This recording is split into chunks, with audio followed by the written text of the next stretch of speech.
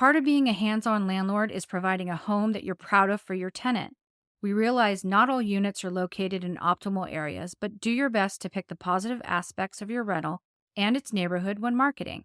Sell the location and make the prospective tenant proud to live there too. The more they know before they move in, the higher the probability they will stay in your unit longer.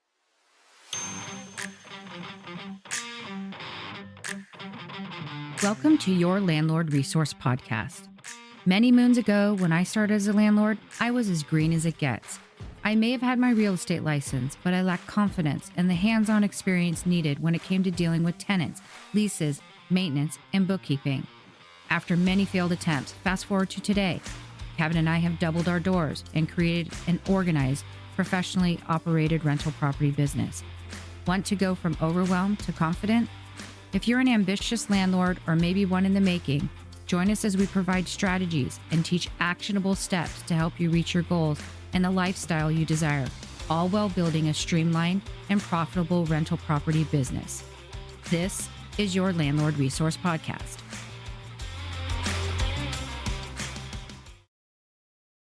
Well, hello there, landlords, and welcome to our podcast. My name is Stacy, and I'm here with my husband, Kevin, who is probably wondering if we're going to be done with our vacations yet. Yeah, you know that over the last 4 months, I actually counted, we've been out of town for 57 days. That's pretty much 50% of the time we've been on the road, visiting family, going to graduations, 14-day-long road trips, weddings, Europe, and then a week in the mountains. What can I say? I was locked up for a couple years, and now I'm making up for it, I guess. It's also what we work so hard for with our rentals, to have the freedom to travel and spend time with loved ones. It's why we're on here right now doing what we do. We're trying to guide other landlords on how to run and operate their rental property business in an efficient and streamlined manner so they can do the same thing. It's been nice doing all the traveling, don't get me wrong.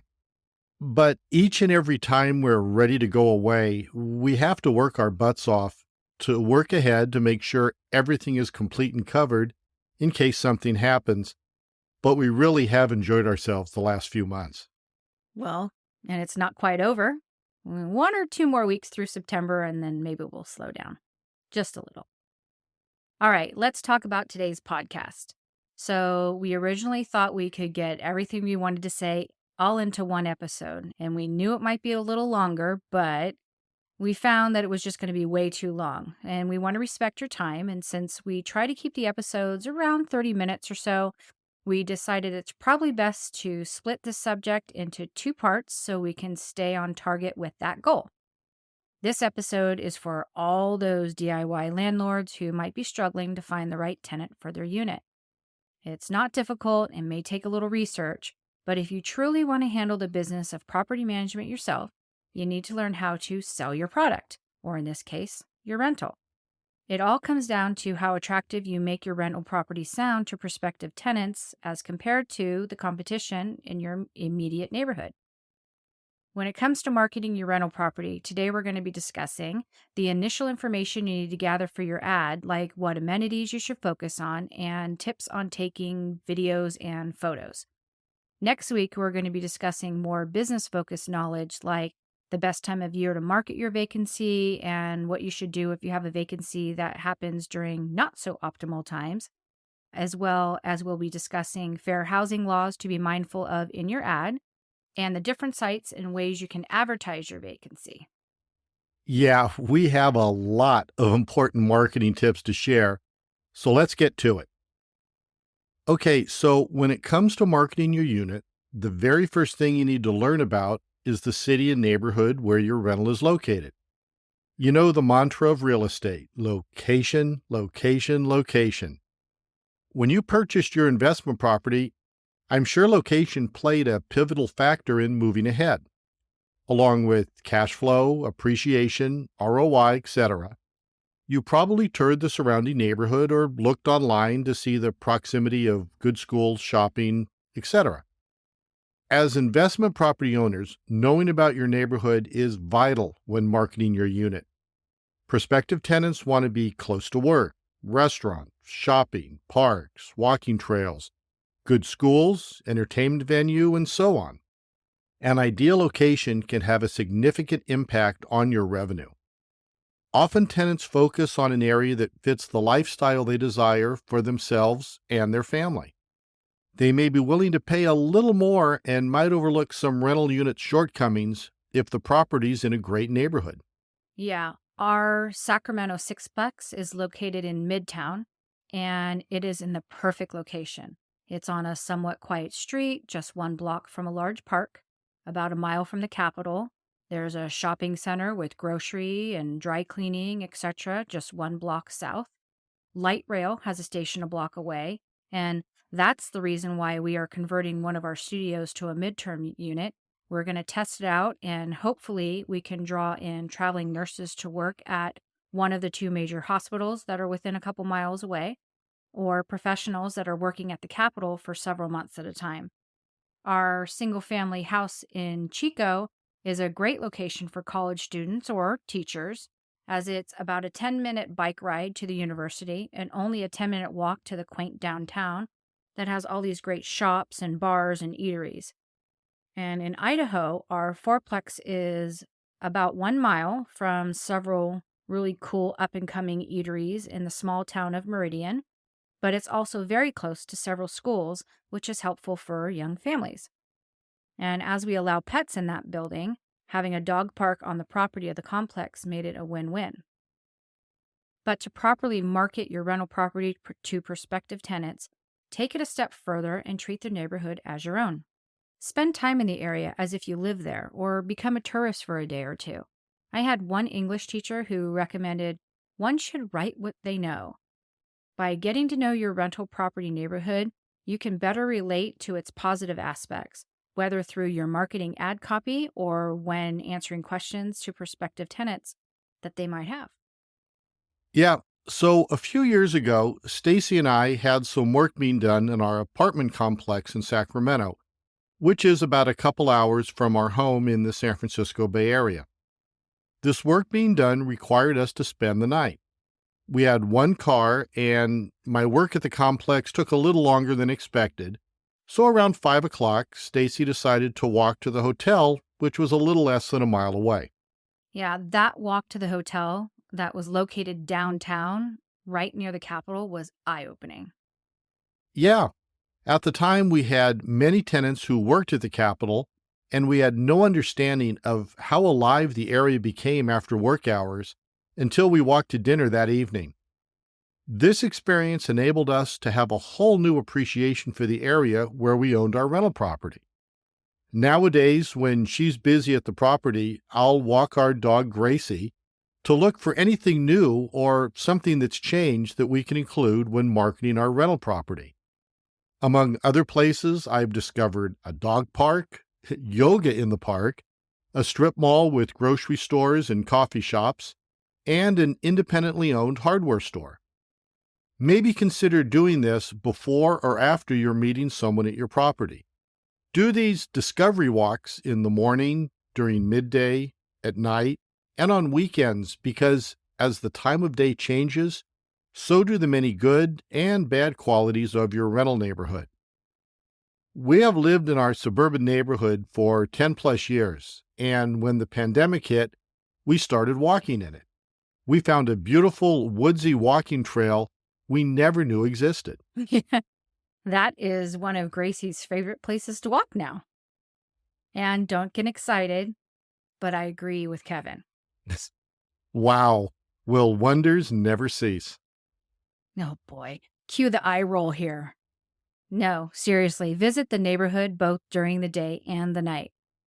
An area's energy can completely transform when the sun goes down. It's either filling it with a bustling social scene or it's going to completely empty out.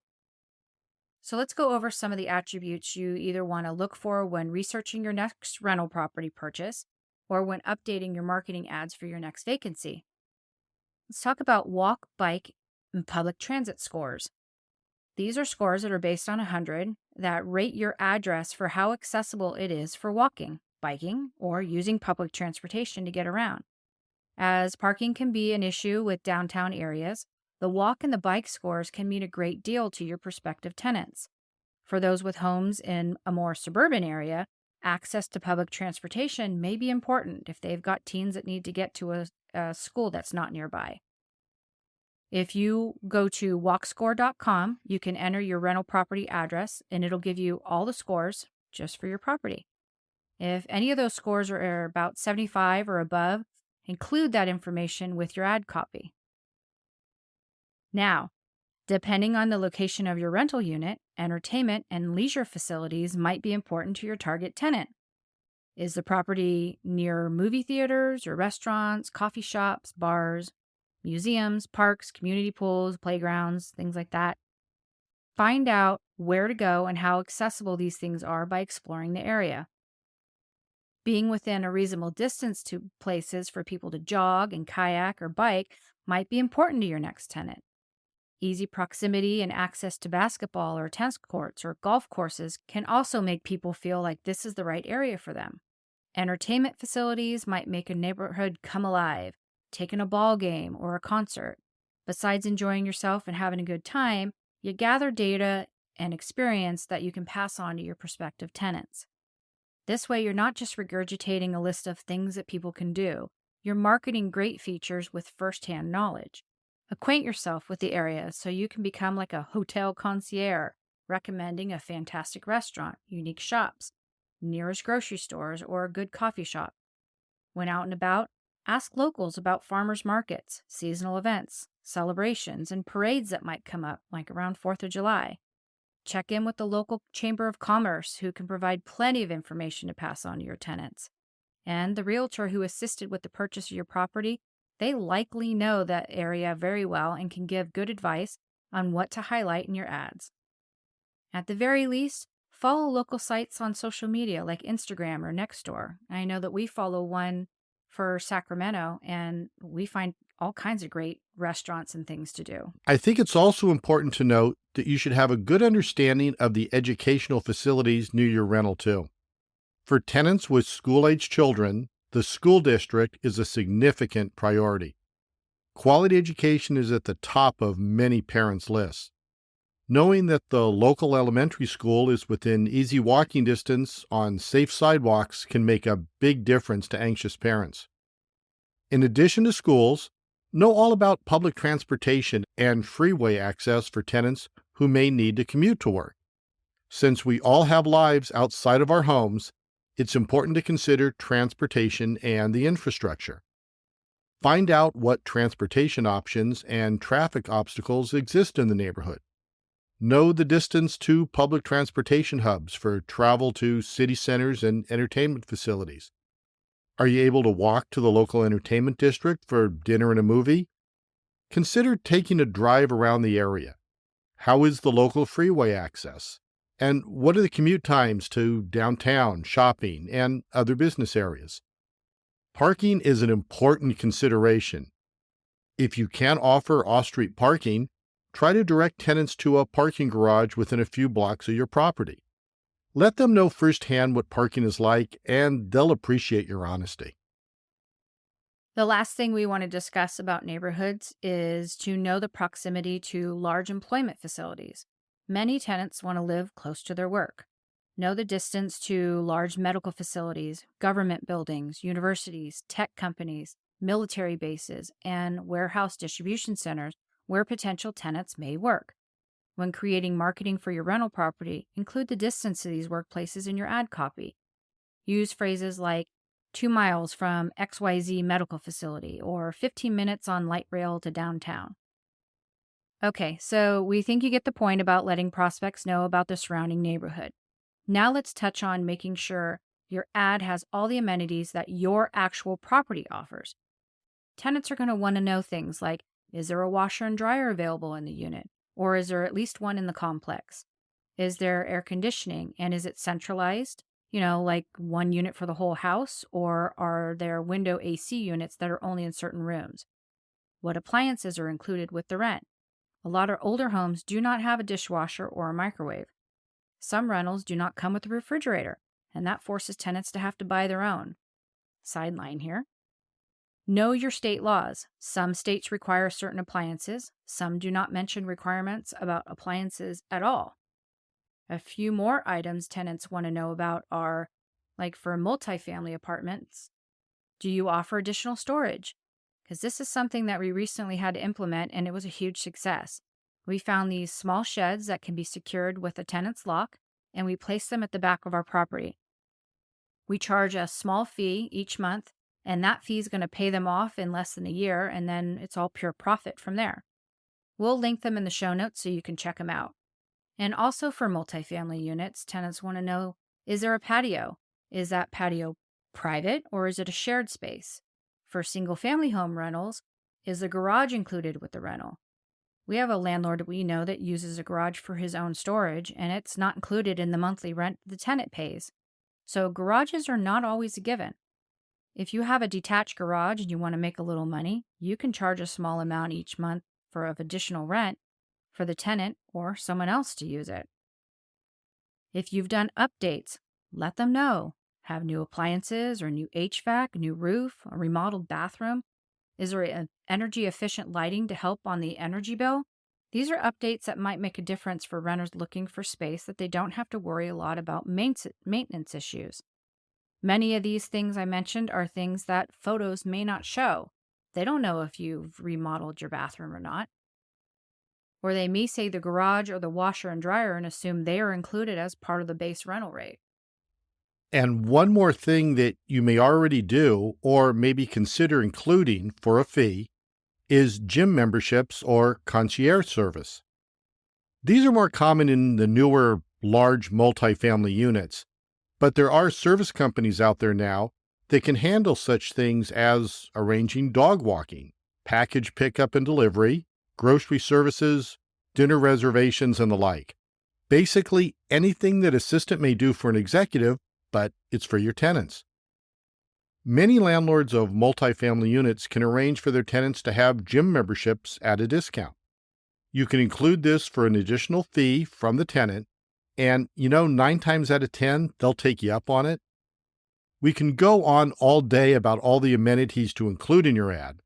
The bottom line is to make sure you're selecting the items that potential tenants will enjoy and draw them to apply. If your target market is students, include all the hotspots college-age kids will want to go. Or if your rental is set up nicely to rent to a family, note the great schools and parks nearby. Prefer professionals rent from you? Let them know if you include concierge service to help them save time with their busy schedules. Yeah, those are all good points. I also forgot to mention to include the square footage of the unit. This gives people a good idea if the space is going to be big enough for them and for their belongings. Recently, we had someone viewing our 2-bedroom, which we advertised as its actual size of 800 square feet. When he came in and walked it, he thanked us for being honest about the size. He said that many other landlords in the area were inflating the size of their unit in their ad, and when he showed up, it clearly was a smaller square footage, and it left him instantly disappointed. These applicants are smart, and if you start the communication off by lying or inflating something from the get-go, it puts a really bad taste in their mouth and trust is going to be compromised, and it's just not worth it. Part of being a hands-on landlord is providing a home that you're proud of for your tenant. We realize not all units are located in optimal areas, but do your best to pick the positive aspects of your rental and its neighborhood when marketing. Sell the location and make the prospective tenant proud to live there too. The more they know before they move in, the higher the probability they will stay in your unit longer. And I'll say, we find that a lot of tenants will look at photos of your unit before they even read your ad copy. So it's important to make sure that you have beautiful photos to draw them in and want to know more. And we're very lucky that Kevin's hobby is photography, so he handles all of this for our units. For those of you that prefer not to spend a couple $100s on a professional service to take your photos, Kev, what are the most important things landlords need to know about taking photos of their units? Well, the old adage, you only get one chance to make a first impression, is never truer than when you are trying to get a prospective tenant to view your rental listings. Like Stacy said, photos are the first thing someone sees when searching for that next apartment or home. Most people will not even look at an online ad without pictures. So, having photos that capture the renter's interest often can be the difference between them wanting to know more or moving on quickly to the next listing. Here are some of the most important tips I can share. First is lighting. You can have the best camera and the most stunning rooms to photograph, but nothing matters without light. Without enough lighting, the rooms can appear blurry and gloomy. It can dramatically impact the feel of a photograph. Natural light, or sunlight, is best for making your space look bright and inviting. Take photos of your property on a bright sunny day and supplement the natural light by turning on indoor lights and opening up the blinds or curtains. This can also make your space feel bigger. If there are areas where natural light is unavailable and lighting in the room is not sufficient, you may have to use a flash. But please use caution. Most flashes are quite intense and can make your interiors look flat, unnatural, or overexposed. Where it is best to use a DSLR or a mirrorless camera, most smartphones now have pretty advanced cameras and can get the job done real well. Whatever the camera you choose, I highly recommend using a tripod where you need your scene to be as sharp as possible, especially in some low light conditions. The one I use supports both my DSLR and iPhone, and even comes with a Bluetooth remote. We'll link it in the show notes if you'd like to check it out. Even with well-lighted rooms, using a tripod eliminates the chance of a blurry or less than clear sharp image. If the interior has less than ideal lighting conditions, it's even more crucial to use a tripod. Because smartphones are more readily available by most, I will do my best to stick with tips when using a camera from a smartphone. When taking photos of the rooms inside of your rental property, it is vital to have the right angles.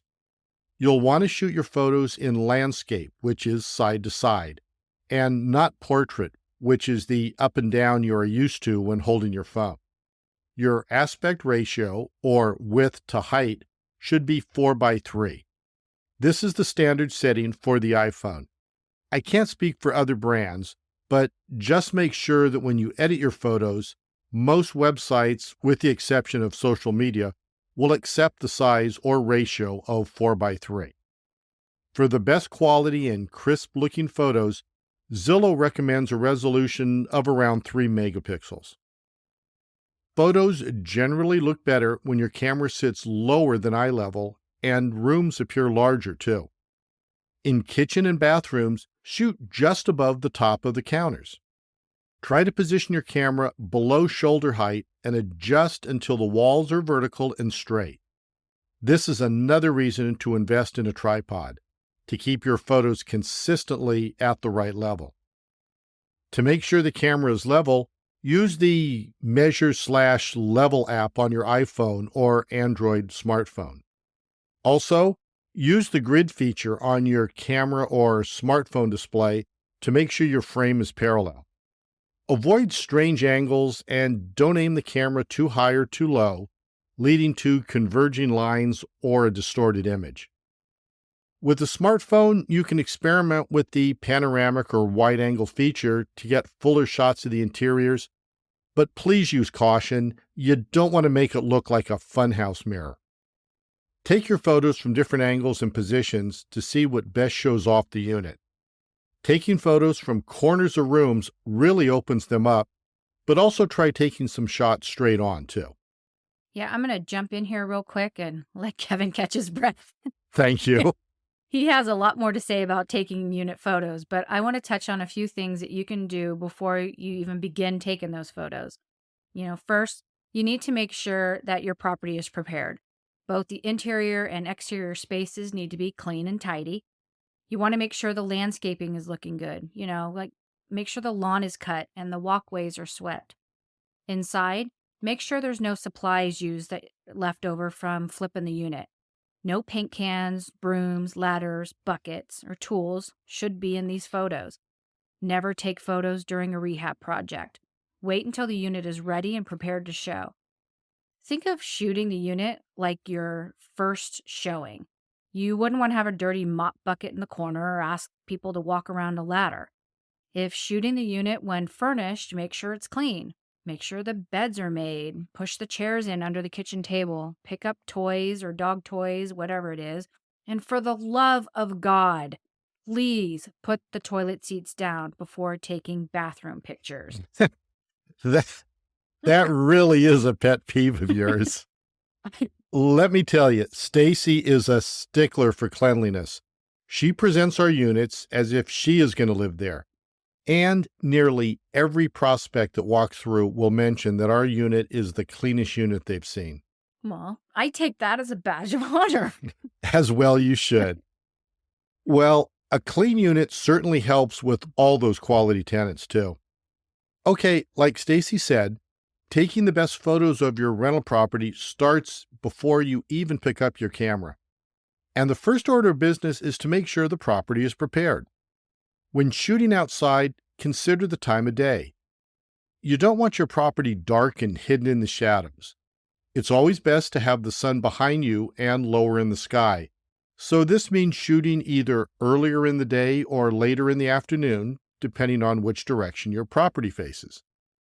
Consider shooting during the time of year that shows off your property at its best.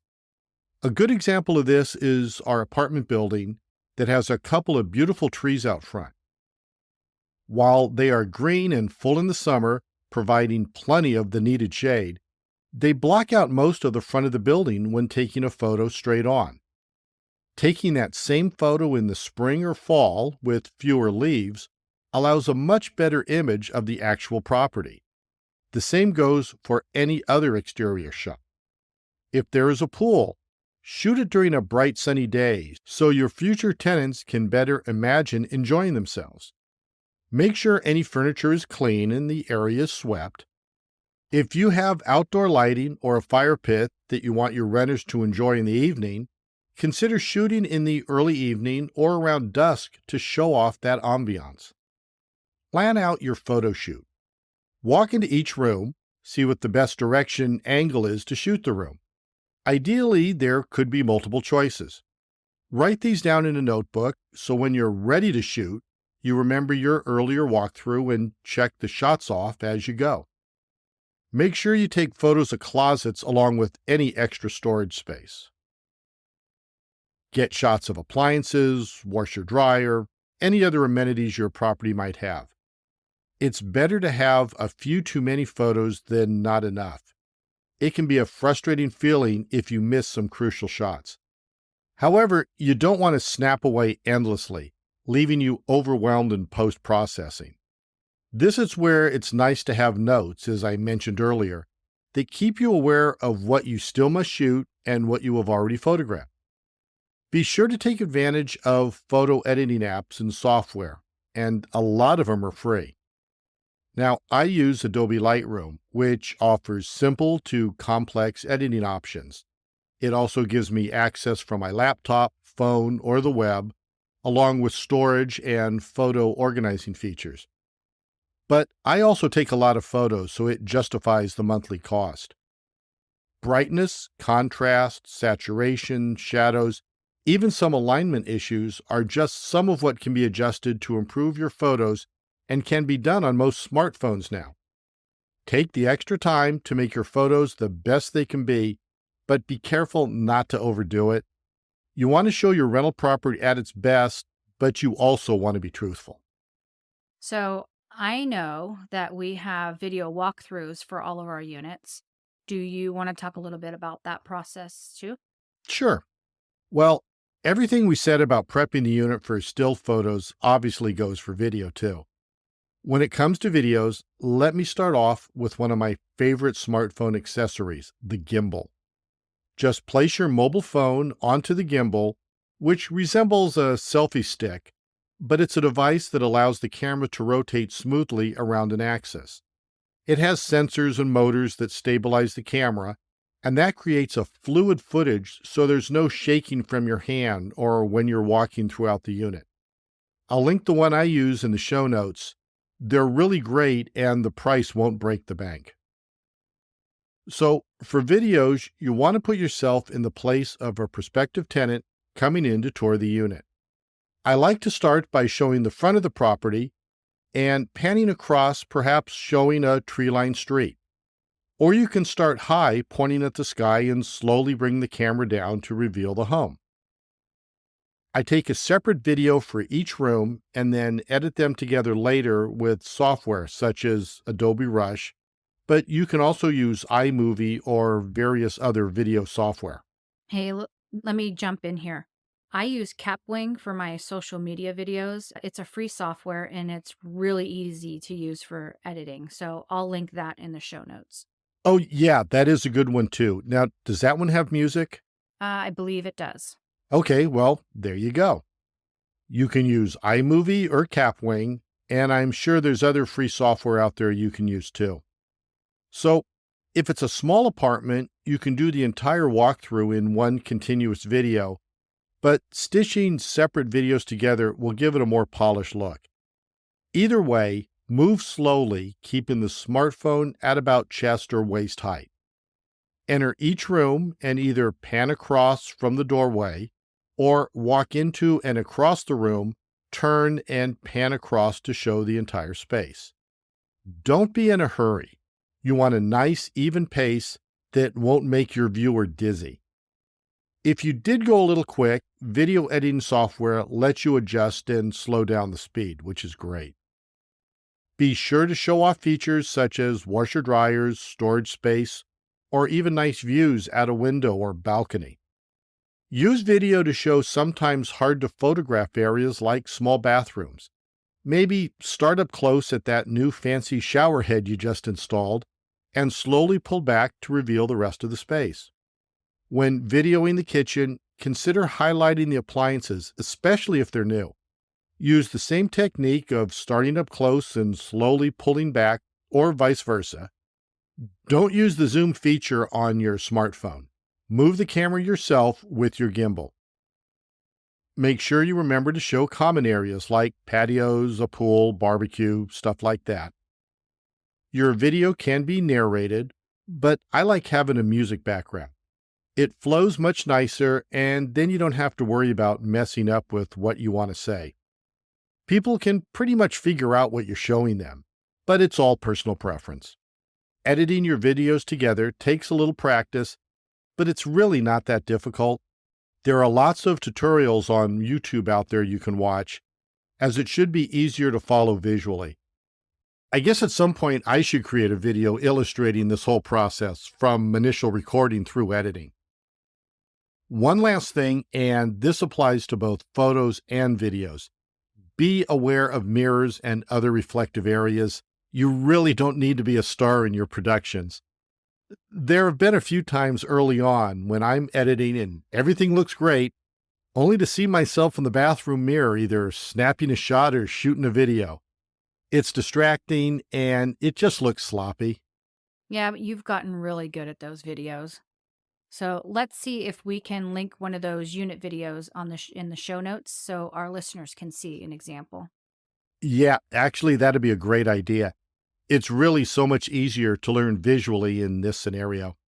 Yeah, well, your results are fantastic, but I have no idea how you get from A to B. So anything you can do to help out these landlords, I'm sure is going to be appreciated. All right, onward. Zillow has changed their policy on being able to add videos to their site. So now we just text our videos over to potential applicants, and that allows them to share it much easier with other roommates. It gives them a better understanding of the space, and they can see if it'll work for them before they even show up for the viewing. And it certainly helps weed out those who might need a larger living room or might need to fit a king-size bed in the bedroom when it won't fit. The more you can do to save the time and energy it takes to travel and open up a unit to do a showing, the better. It's so frustrating when that prospect instantly knows that the unit isn't going to work for them. So, by providing informative ads, bright, clear photos of the space, and maybe some videos, you can really attract the ideal tenant. Exactly. And isn't that really the goal? You want to place tenants who love living in your unit so much they'll stay for years and years. Yes, that's exactly the idea. All right, before we end here, a few things that I forgot to include. Obviously, in the marketing ad, you want to make sure that you have included the rental rate, the terms of the lease. Is it a lease, or will you take it for 6 months, or is it a 2-year lease? We have some landlords that do their single family homes for 2 years at a time. What is a security deposit? We talked about square footage. And are there any other criteria that you require, or is there any other information that these tenants need to know and before they even contact you? All right, you guys, that is the end of part 1 of our podcast about marketing your rental property. Stay tuned for part 2 next week when we'll talk about the best time of year to market your vacancy, what you can do if you have a vacancy during not so optimal times of the year. We're going to talk about fair housing laws to be mindful of in your ad copy and the different sites or ways that you can advertise your vacancy, and so much more. So, landlords, would you please do us a huge favor and take a moment to leave a review of this podcast? We have gotten a few 5-star ratings, which are amazing, and we are so appreciative. But what we really need other listeners to know is how our podcast has helped you and what you love about listening to us each week. Whatever it is, we would love to know that all of our hard work week after week is useful. We'll put a link in our show notes for you to leave that review. And while you're at it, would you also follow or subscribe on your favorite podcast platform? Your downloads each week allow us to grow and reach other DIY landlords. And remember, we're not in competition with each other. We all need to work together to be efficient, professionally operated rental property owners. The more landlords that we can help with this, the better. Because as you systematize your investment properties, it lowers the overwhelm. And in turn, this allows you to do more of the things that you love. It also makes buying more rental properties easier. And if you'd like a link of this podcast delivered to your email each week, subscribe to our free newsletter, Landlord Weekly. Each week, we take a deep dive into a rental property tip, and we include several landlord-specific articles for you to check out. And of course, we include the link to our most recent podcast. Thank you so much for tuning in and listening to your Landlord Resource Podcast today. This is Stacy and Kevin signing off. And until next time, you've got this, landlords.